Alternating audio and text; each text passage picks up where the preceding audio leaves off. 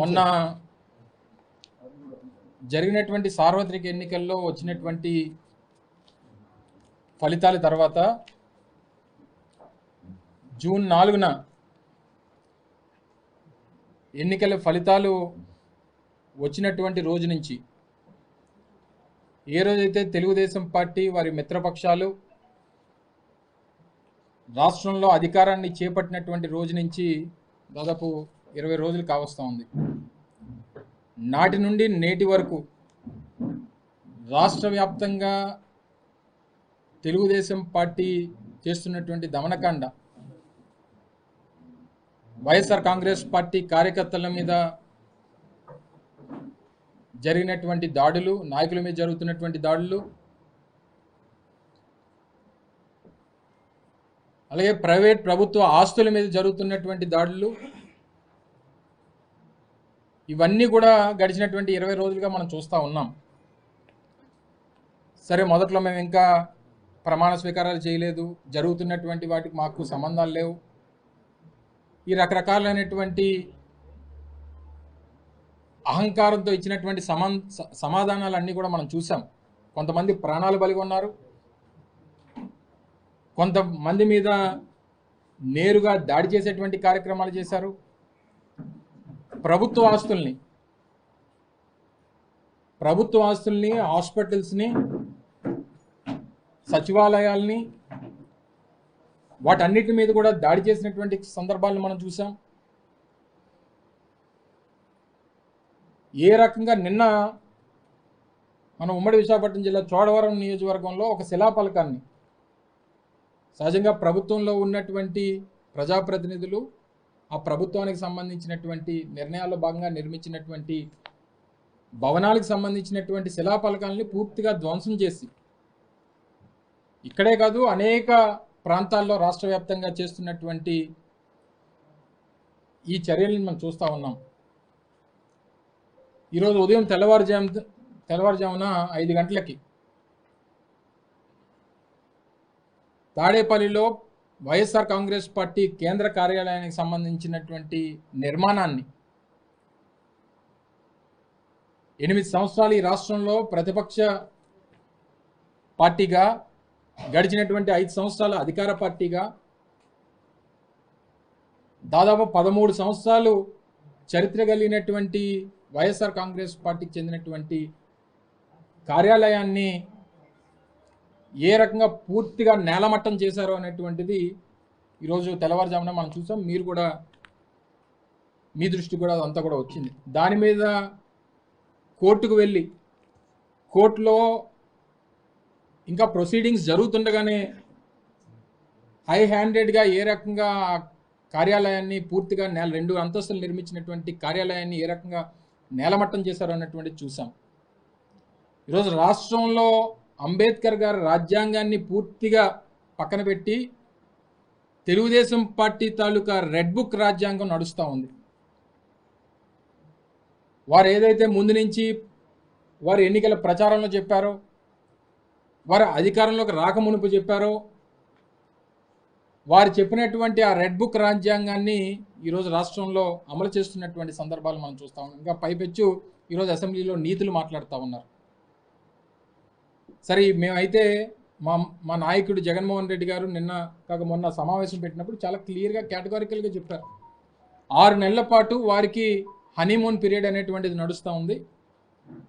సహజంగా ఒక అధికారంలోకి వచ్చినటువంటి రాజకీయ పార్టీకి, అధికారంలోకి వచ్చినటువంటి ఆ పార్టీకి సమయం ఇవ్వాల్సినటువంటి అవసరం ఉంది. వారు ఇచ్చినటువంటి హామీలు అమలు చేయడానికి మనం సమయం ఇవ్వాలి, వారు తీసుకునేటువంటి నిర్ణయాలకు మనం సమయం ఇవ్వాలి. ఇప్పుడు మనం మాట్లాడాల్సినటువంటి పని లేదు. 6 నెలల తర్వాత వారు తీసుకున్నటువంటి నిర్ణయాలన్నీ చూసిన తర్వాత అప్పుడు మనం స్పందిద్దాం అనేటువంటి మాట జగన్మోహన్ రెడ్డి గారు మొన్న సమావేశంలో చెప్పారు. దానికి కూడా వారు సమయం ఇవ్వట్లేదు. అధికారం వచ్చి కేవలం ఇంకా 20 రోజులు పూర్తవకముందే ఈ రకమైనటువంటి పరిస్థితులు రాష్ట్రంలో ఉన్నాయి. సరే, మేము తీసుకున్నటువంటి నిర్ణయాలు లేకపోతే ఇంకోటో ఇతర కారణాల చేత ఈరోజు మేము అధికారాన్ని కోల్పోయాం. మీకు అవకాశం ఇచ్చారు, మీకు ఇచ్చినటువంటి అవకాశాన్ని సద్వినియోగం చేసుకోవాలి, కన్స్ట్రక్టివ్గా రాష్ట్రాన్ని ముందుకు తీసుకెళ్లాలనేటువంటి ప్రయత్నం చేయాలి తప్ప ఈ రకమైనటువంటి నిర్ణయాలు ఒకవేళ నిజంగా మేము ఆ రోజు నిర్ణయం తీసుకొని ఉంటే ఈరోజు తెలుగుదేశం పార్టీకి ఉన్నటువంటి కేంద్ర కార్యాలయం మంగళగిరిలో అది వాగు పొరంబోక్ కింద ఉన్నటువంటి తెలుగుదేశం పార్టీ కేంద్ర కార్యాలయం మంగళగిరిలో ఉన్నటువంటిది పూర్తిగా ఉన్నటువంటి లాస్కి వ్యతిరేకంగా ఉన్నటువంటి నిర్మాణం. సో ప్రజాస్వామ్యంలో కొన్ని నిర్ణయాలు మనం ఆలోచన చేసి సరే వారు కూడా తర్వాత కోర్టుకు వెళ్ళారు, కోర్టులో స్టే తెచ్చుకున్నారు, ఇతరితర కారణాలు బోల్డ్ అని ఉండొచ్చు. వారు కూడా గడిచినటువంటి వారి ప్రభుత్వంలో 2014 నుంచి 19 మధ్యలో అనేక ప్రభుత్వ స్థలాల్ని వారి తెలుగుదేశం పార్టీకి సంబంధించినటువంటి వాళ్ళ ఆఫీసుల కోసం వారు కేటాయింపులు చేసుకున్నటువంటి సందర్భాలు ఉన్నాయి. 2015 నుంచి కడప జిల్లాలో ఎకరం, శ్రీకాకుళంలో 2 ఎకరాలు, గుంటూరులో 3.5 ఎకరాలు, ఇప్పుడు ఏదైతే కేంద్ర కార్యాలయం ఉందో, విజయనగరంలో ఎకరం, గుంటూరులో ఒక 20 సెంట్లు, కృష్ణాలో 1 ఎకరం, ప్రకాశంలో 2 ఎకరాలు, చిత్తూరులో ఎకరం 20 సెంట్లు, శ్రీకాకుళంలో 30 సెంట్లు. ఇవన్నీ కూడా 2015 నుంచి 19 మధ్యలో తెలుగుదేశం పార్టీకి సంబంధించి వారి పార్టీ కార్యాలయాల కోసం కేటాయించుకున్నటువంటి స్థలాలు, వాటికి సంబంధించినటువంటి జీవోలు. సో వారే 2016లో ఒక జీవో ఇష్యూ చేశారు. రాష్ట్రంలో ఉన్నటువంటి రాజకీయ పార్టీలకి భూములు కేటాయించాలంటే ఏ రకమైనటువంటి నిర్ణయాలు తీసుకోవాలి, ఏం ప్రొసీజర్స్ ఫాలో అవ్వాలి అనేటువంటి దాని మీద వాళ్ళకు జీవో ఇష్యూ చేయడం జరిగింది 2016లో. దాన్ని బేస్ చేసుకొని మొన్న 2019 నుంచి 24 మధ్యలో రాష్ట్రంలో వివిధ జిల్లాల్లో వైఎస్ఆర్ కాంగ్రెస్ పార్టీ కార్యాలయాల నిర్మాణం కోసం అని చెప్పి ఆ రోజు ప్రభుత్వంగా కేబినెట్ నిర్ణయం తీసుకొని భూములు కేటాయించేటువంటి కార్యక్రమం చేస్తుంది. అందులో భాగంగా విశాఖపట్నానికి కూడా ఈరోజు ఈ ఎండాడిలో ఈ 2 ఎకరాల భూమిని కూడా 33 సంవత్సరాల లీజుకి కేటాయించేటువంటి కార్యక్రమం చేశాం. 2022లో అలాట్మెంట్ అయినటువంటి కార్యాలయం స్థలం 2023 నాకు తెలిసి బహుశా ఫిబ్రవరి మార్చి నెలల్లో ఆ రోజు నిర్మాణాన్ని మొదలుపెట్టడం జరిగింది. 2023 ఫిబ్రవరిలోనే దీనికి సంబంధించి ప్లాన్ అప్రూవల్ కూడాకి అప్లై చేసేటువంటి కార్యక్రమం చేశాం. సో చేసిన తర్వాత నిన్న మొన్నటి నుంచి ఎవరో కంప్లైంట్ పెట్టారని, దీన్ని పర్మిషన్ లేకుండా నిర్మాణం చేస్తున్నారని చెప్పి లేనిపోయినటువంటి తప్పుడు వార్తల్ని ప్రొపగండా చేసేటువంటి కార్యక్రమం చేశారు. ఇది 2023లో అప్లై చేసినటువంటి దానికి బిల్డింగ్ నిర్మాణానికి సంబంధించి కూడా ప్లాన్ అప్రూవల్ కోసం 16 లక్షల రూపాయలు, 15,63,000 రూపాయలు ప్రభుత్వానికి కట్టినటువంటి డబ్బు ఇది.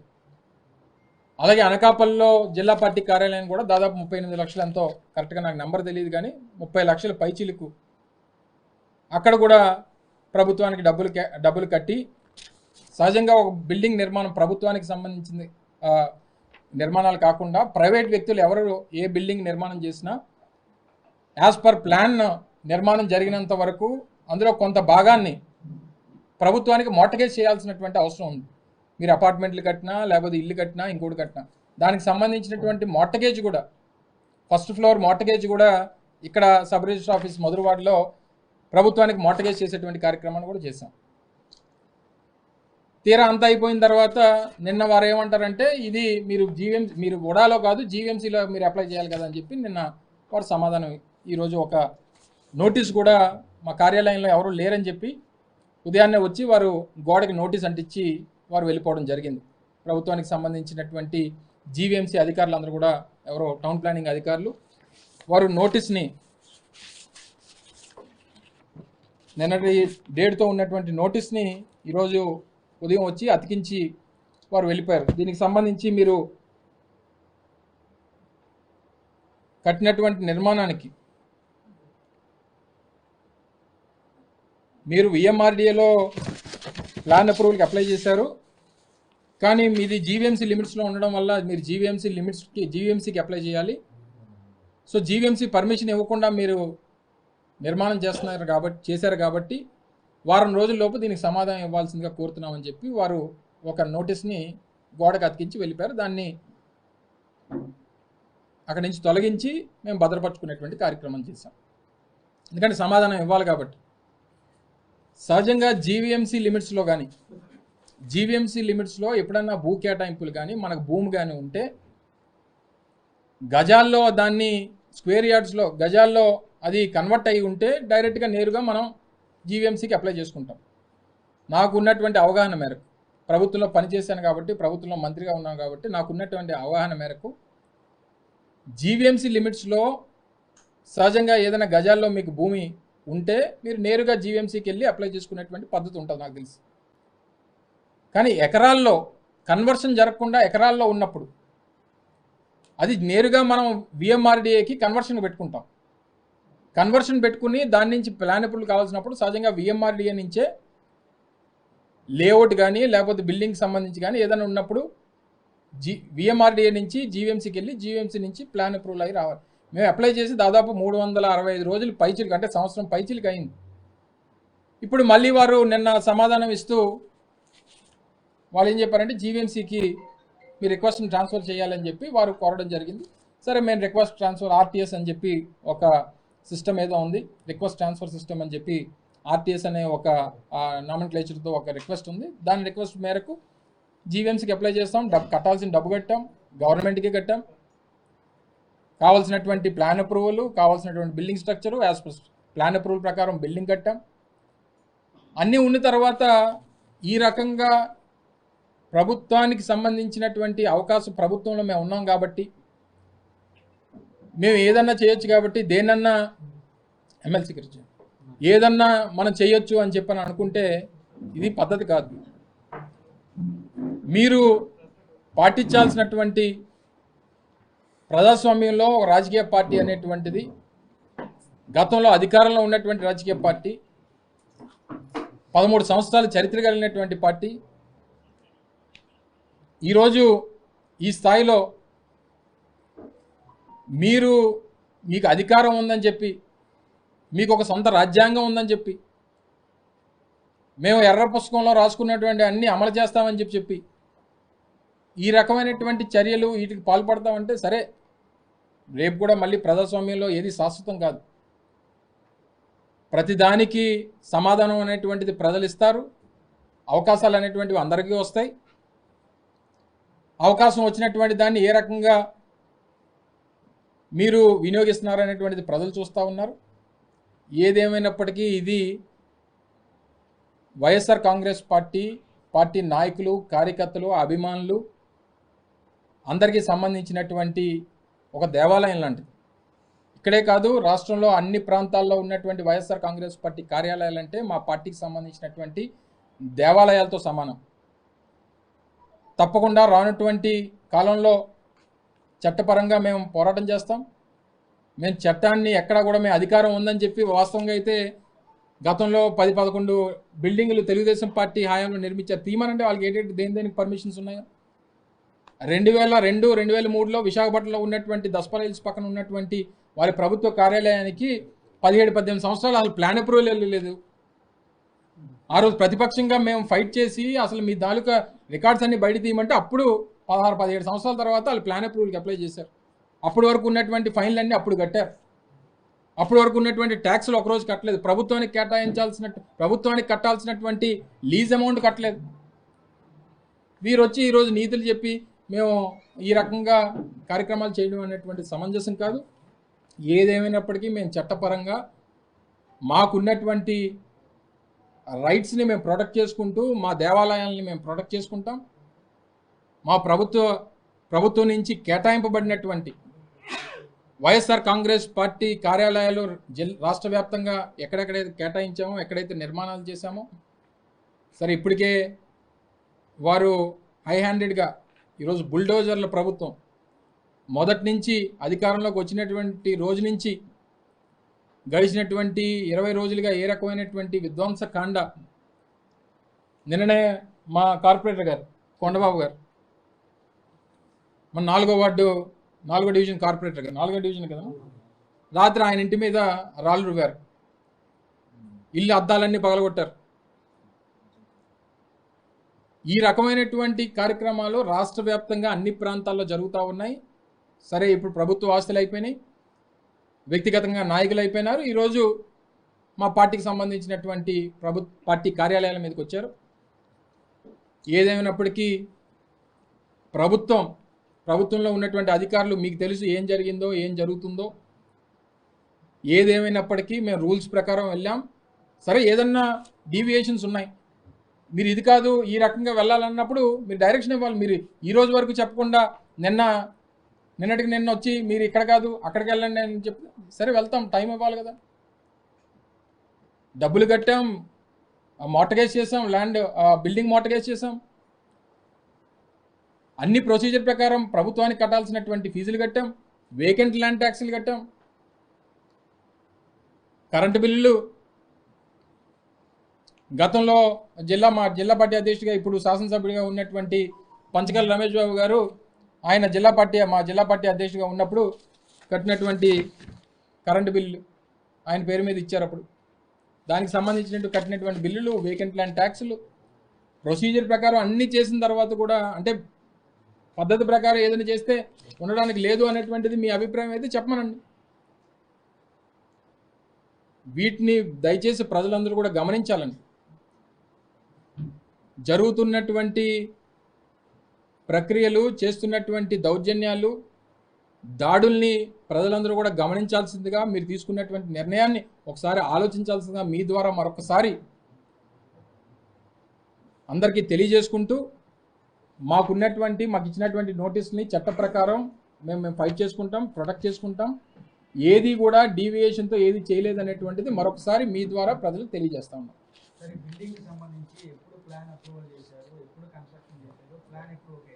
ఫిబ్రవరి 2023 అంతా చెప్పిన తర్వాత మళ్ళీ నువ్వు క్వశ్చన్లు అందులో సమాధానం ఎత్తుక్కోవాలి, కానీ మళ్ళీ నువ్వు క్వశ్చన్లు చెప్పండి, నేను ఆన్సర్ చెప్పను. ఫిబ్రవరి 2023లో ప్లాన్ అప్రూవల్ చేసిన తర్వాత సహజంగా ప్లాన్ అప్రూవల్కి 21 రోజులు, 21 రోజుల లోపు ప్రభుత్వం కానీ సమాధానం చెప్పకపోతేనో, లేకపోతే సహజంగా ఇక్కడే కాదు దేశంలో అనేక రాష్ట్రాల్లో ఎక్కడన్నా ప్రక్రియ ఏంటంటే 21 డేస్ తర్వాత నీకు ఆన్ ప్రొసీజర్ నీకు రాకపోతే, సో ఇవన్నీ ప్రొసీజర్ జరిగాయి అనేటువంటిది మీ ద్వారా తెలియజేస్తా ఉన్నాం. నిబంధనల ప్రకారం మీరు గీతం యూనివర్సిటీ పల్లా శ్రీనివాస్, తేలా గోవింద్, సబ్బం హరి, ఆ రోజు మీకు అకార్డింగ్ టు రూల్స్ ప్రకారం అవన్నీ వైలేషన్స్ కనిపించాయి కాబట్టి అవన్నీ చేయడం జరిగింది. ఈ రోజు వాళ్ళు వైలేషన్ కనిపించే ఒక నోటీస్ ఇచ్చారు. ఇది ఫారెస్ట్ ప్లాన్ అక్కడ కొట్టేసింది, దాని గురించో అక్కడ కొట్టేసిందో తాడేపల్లిలో, మరి దాన్ని మహా న్యూస్ వాళ్ళు అడగరా దాన్ని. నేను అనేది సరే, నువ్వు చెప్పినవన్నీ నేను యాక్సెప్ట్ చేస్తున్నాను, సరే కొట్టేసాము, అందుకనే కదా ఇప్పుడు ఇక్కడ కూర్చున్నాం. లేకపోతే అసెంబ్లీలో ఈరోజు ప్రమాణ స్వీకారం చేసి ఈరోజు మేము కూడా స్పీకర్ ఎన్నిక చేసేవాళ్ళం వైఎస్ఆర్ కాంగ్రెస్ పార్టీ. సరే, నువ్వు చెప్పినవి మేము అవే తప్పులే అనుకుంటే నువ్వు అనుకున్నవి, అందుకని మనం ప్రతిపక్షంలో కూర్చోబెట్టారు కదా. ఈరోజు మమ్మల్ని గెలిపించలేదు కదా ప్రజలు. నేనేమంటానంటే, ఇప్పుడు జరిగినటువంటి ప్రక్రియలు ప్రొసీజర్ ప్రకారం ఉన్నాయి, ప్రొసీజర్ ప్రకారం ఇదే ప్రొసీజర్ అనుకొని మేము ప్రొసీజర్ ప్రకారం చేసాము. ప్రతి దాంట్లోని నేనేమంటానంటే, గతంలో తెలుగుదేశం పార్టీ కార్యాలయాల్లో అనేక నిర్మాణాలు జరిగినాయి అనేక జిల్లాల్లో. తెమ్మనండి, అన్ని పర్మిషన్స్ చూపించమనండి ఒకసారి తెలుగుదేశం పార్టీకి. నేను చెప్తున్నాను కదా, 2016లో నేను సజీవ సాక్షిని. ఆ రోజు ఇష్యూస్ మీద ఫైట్ చేస్తున్నప్పుడు తెలుగుదేశం పార్టీ కార్యాలయానికి సంబంధించినటువంటి ప్లాన్ అప్రూవల్ చూపించమంటే ప్లాన్ అప్రూవల్ లేదు దానికి. అప్పటి వరకు కట్టినటువంటి లీజ్ అమౌంట్ ఎక్కడ కట్టారో చూపించమంటే నోటీస్ లీజ్ అమౌంట్ కట్టింది లేదు. 16-17 సంవత్సరాలు కట్టలేదు డబ్బులు, గవర్నమెంట్ కట్టాల్సింది.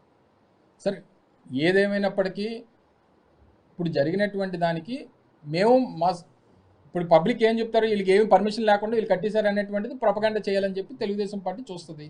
అది కాదు అనేటువంటిది మేము సమాధానం చెప్తున్నాం. మా దగ్గర ప్రక్రియ ప్రకారం మా ప్రొసీజర్స్ మేము ఫాలో అయ్యామని చెప్పి చెప్తున్నాం. ఇంకా ఏమన్నా ఇష్యూస్ ఉంటే చట్ట ప్రకారం ఫైట్ చేస్తాం.